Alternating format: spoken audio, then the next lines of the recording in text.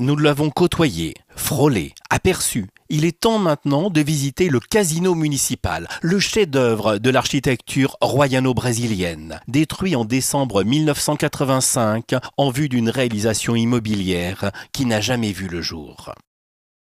Niché entre l'extrémité du front de mer et le port, il constituait la principale attraction de la ville, ainsi qu'un lieu de vie, de culture et de spectacle. Son architecture spectaculaire offrait de nombreuses facettes.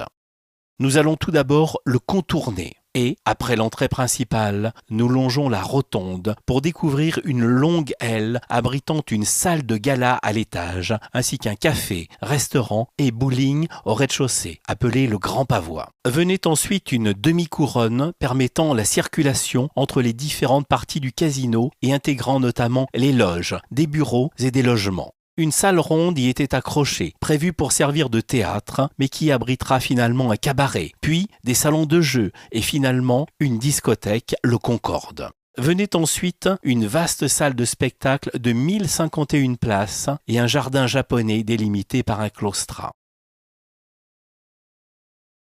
Le casino municipal était le plus beau monument de la ville et la plus parfaite expression du talent de ses architectes, légers, élégants, joyeux et insouciants comme une chanson d'Astrud Gilberto.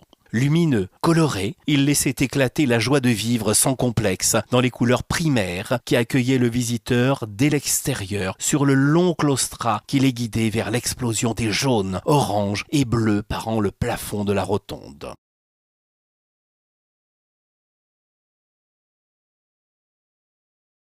Et quand le regard retombait, il ne savait où se poser dans ses volumes et ses formes, invitant irrésistiblement à la promenade, à la découverte dans ce monde du plaisir.